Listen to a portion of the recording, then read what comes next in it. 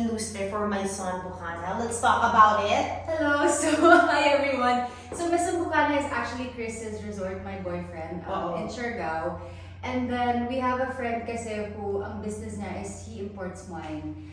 And then parang one day nila parang naisip niya na why don't we make our own brand of wine?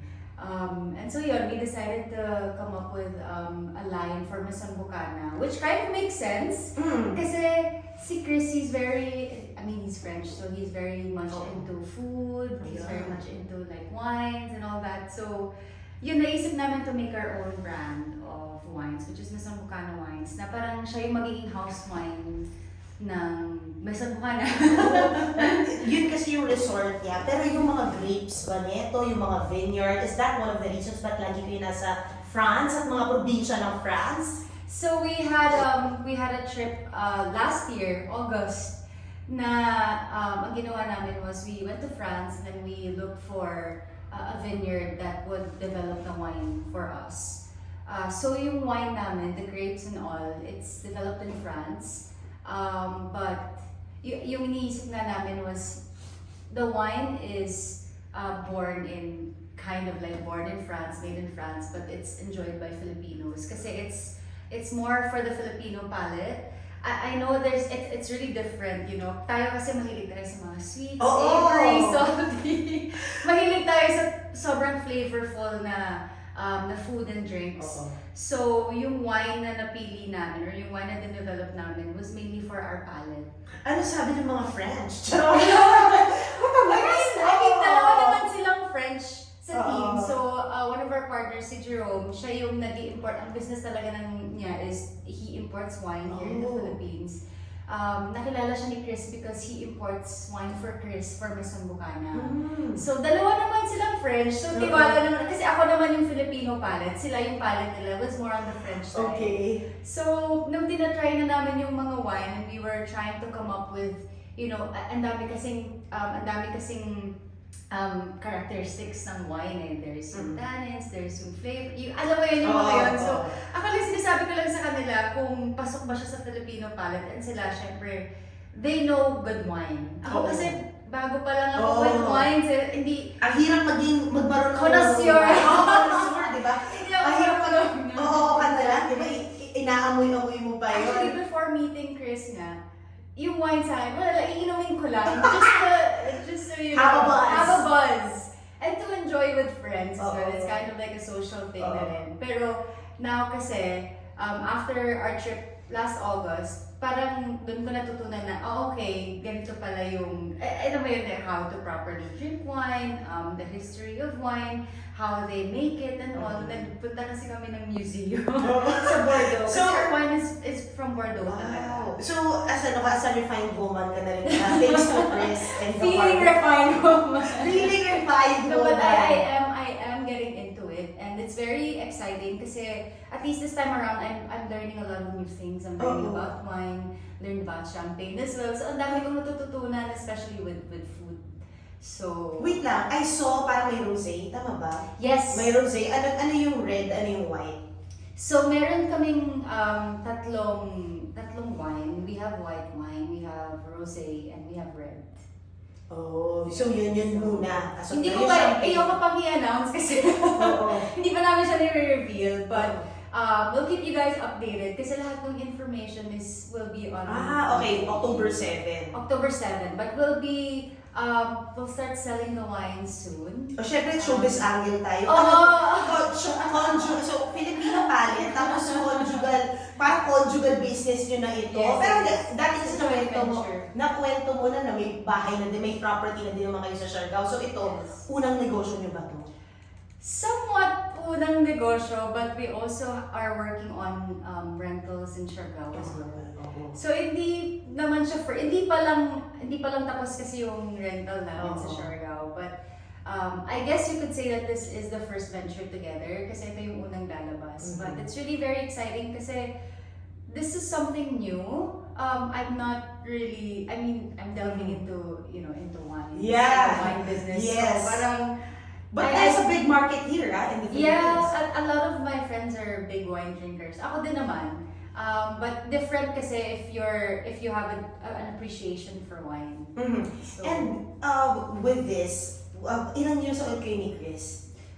2 years na. Kasi iba yung karelasyon mo siya at iba yung nagnenegosyo kayo kahit with a friend. Yeah. Paano pag nag-aaway kayo? I'm sure, teka lang, ito dapat yung look o ano, hindi ba sobrang stickler for aesthetic ka? Exactly. Ganun din ba siya? And Paano? the thing with Chris kasi, he's very on point with the branding for Maison Bocana. If you look at their Instagram, sobrang on point. The photos, the branding is alam mo yun, the branding, hindi sila, as in, very strict sila when it comes to their branding. So, when ako yung in charge kasi the sticker I design for the marketing as well, I'm helping out, and of course for the content, since that's what I kind of do best, you know, so that's what I can contribute. So ang daming times na di naman arguments, pero nagkakaroon kami ng konting miscommunication and whatnot, just because iba kasi yung gusto kong mangyari with Maison Bocana. It's like, I get it that it's part of Maison Bocana, but at the same time, you know, it has to have, yung in-explain ko sa kanya, dapat medyo iba yung identity, para hindi. It's still its own. It's still its own. So even if we don't go to Maison Bocana, we know of the wine. We know of the product. Exactly. Kasi iba naman yung product na ibebenta mo sa resort eh. So, yun, ang dami times na in-explain ko sa kanya with the design, parang gusto niya nung una, blue kasi. But parang mabait kang girlfriend. Yeah. Parang mabait ka. Kasi ako tiger, hindi, ganito. So far naman, everything naman na on the creative side, nasunod naman. All of the wishes naman. Bumigay naman siya. Okay naman siya.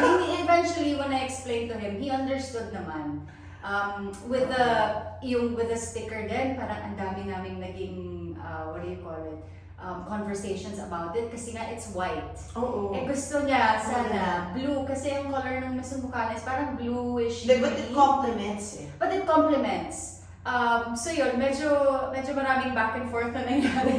But so far naman, they love the output. They love the design. So parang after nun, nung na-print na yung stickers and nalagay na sa box, parang sabi na, okay, we'll trust you. Actually, we know that of course the Nadine newsletter calendar is so packed. Buti nga nagkaroon tayo ng ganitong window for your promo. I mean to talk about the wine. But how's Nocturno? Because you said you've been filming every day. I mean, I'm really, really happy on set. I think it's easy to say na this is one of my best works. Kahit na, hindi ka na ma-pressure kasi ilang best actress ang nagkaroon ka last season. Definitely my pressure. There's always going to be pressure just because I always want to do parang better than my last work. Yun naman yung sinasabi nila, di ba, you're only as good as your last. So ako, if I do something, it has to top the last one. I'm very proud naman of what we've done so far, and I'm really excited for people to see it. Kasi ibang-iba siya from, I guess people would want to compare it to Deleter kasi same production, same director. Ako nandun pa rin ako. So people would compare it to Deleter, but I'm really excited for this one kasi ibang-iba siya from Deleter. And iba yung takot na mararamdaman ng mga tao dito. Because this time around, the fear kasi is very primal. Sa Deleter kasi, okay, not a lot of people can relate kasi it's very techy. You know, yung character ko, she's a... Tsaka parang nag-react she's a content. Yeah. Ano siya, what do you call it? Yung work niya, she's a mediator, so, a moderator rather. So, hindi pangkaraniwan yung job niya, but this time around kasi very primal yung fear. So it's a fear that a lot of people are afraid of. So mas death kasi yung dito. So mas nakakatakot siya. First, I mean for me it's scarier than the last one. So yung besides this yung movie music, di ba? Yeah. Parang yun din. Ang dami. Marami nagulat ako yung pati yung plants business mo live pa. Actually, the Betty Blooms naman is on pause at the moment just because It's This really year. hard to do a lot of things at once, especially now that the wine is here. Yeah. So we'll be having our event then in October. So sobrang crunch time siya. And, Sabay pa with and Nocturno. parang lahat ng gala invited ka. Exactly. Lahat So ng many events worldwide invited Yeah, and ka. at the same time, I'm also working on my content stuff, a lot of endorsements. So, eventually, I decided to put a pause on a lot of the other businesses, That's good. just so that I could focus on the more important things. Kasi, with the plans, kasi I feel like there's not much not naman risk, pero mas risky kasi yung wine, just because I have partners. With my endorsement stuff naman, obviously there's a timeline for that. With Nocturno, may timeline din. But you'll be flying around the world, so that There's too, a- right? yeah. And you also shot abroad, di ba? Actually, for Nocturno, we didn't have time to shoot na abroad, just because we're really trying to finish the movie. Our last shoot actually is October na eh. So, ang bilis. Birthday mo na! Yeah, we started September. Matatapos na kami ng Grabe. October. Kaya So, every imagine almost every day. So, usually ang shoot namin magkakatabi. So, we did a shoot yesterday and then Saturday.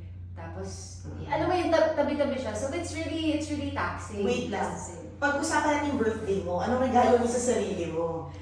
Feeling ko pahinga. Talaga? Kagabi nga iniisip ko siya kasi I'm also planning on something really exciting naman that's gonna happen this week and the beginning of October, which I don't wanna announce, pero makikita niyo na lang kasi malapit naman na siya. But habang pinaplano ko yun, sabi ko, anong gagawin ko sa birthday ko? Parang I think I just wanna go to Siargao and have a quiet birthday. Although it's my 30th birthday, so my friends are telling me na, huy, dapat magpa-party ka, dapat bonggahan mo kasi magka-30 ka na. Tapos parang ngayon na iniisip ko lahat ng ginagawa ko. Parang, do I really wanna go through all of the party planning and parang it's more stress na naman. Tapos, basta planning. Baka mag-viral ka na naman. Ayun. Dahil sa Siargao. Pero lagi ka nagpa-viral. Naniloka ka ba? Kasi di ba, ma-meet mo, events, you see a lot of people. And you see, you run into your exes, your friends, and to parties, parang lagi, di ba? You know the reason you saw James. Naniloka ka ba that it's still a big deal, the fans are still there? I mean, definitely, for me, it's not a big deal anymore kasi it's my life and I'm kind of used to dealing with that kind of stuff. But then, sa kanila kasi, hindi naman nila ako araw-araw nakikita. Those are things that you don't see every day. Yes. So I understand why people kind of like talk about it all the time. Especially yung mga Siargao stuff na makikita ko in the sari-sari. Yeah. Like doing normal things. Parang Tsaka nag-vote register, di ba? Yeah, parang it's such a big deal to them. Pero sa akin kasi, I mean, it's things that you also do, that everyone also does. But I feel like because I am who I am, kaya sa kanila parang sobrang weird ng mga ganun. Si Chris, naka-adjust na siya. Kasi yung sister niya, meron na medyo nag-showbiz din. Yes. Oo, di ba? So siya ba naka-adjust na siya? Cameraman pala siya. Sa Europe, taray. Yeah, he did Tour de France, I think a couple of years ago. Pero iba yun, hindi showbiz Pilipinas. Hindi siya showbiz, sports siya. So So what he does is parang he covers mga sports events. I'm not sure. Sa'yo, sanay na siya. I mean, I think he's getting used to it. We did our first event together. Yun nga nakita ko.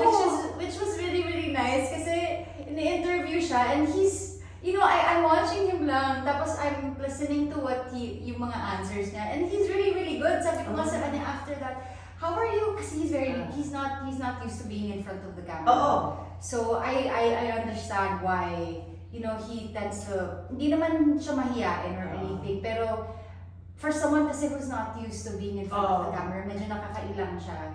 I mean, after the pandemic, when I started shooting again, parang hiyang-hiya nga ako for some reason. Pero I was so impressed by him kasi he was so good at answering. Tsaka pogi siya. Pwede siya, wala mo bang bigla alam mo naman yung Viva, diba? Bigla magbibigay ng idea. Uy, parang pwede silang mag-KOL together o ano. Actually, I'm kind of pushing him to do it kasi what he wants to do naman is he wants to influence people with his vegan lifestyle. And Oh! kasi he's very much into sustainability. He's Ayun. very eco-conscious. I saw nga yung sa Maison. Yeah, Oo. that Maison Bocana is his baby, you know, and it's very what do you call it? It's an eco luxury resort. He's so French. Yeah. So friendly. Baka may Yeah. mga bad. Kaya pala nahawakan na yun. Yeah, but ganun siya. I mean, parehas naman kami eco-conscious. Parehas naman kami into that sustainable lifestyle.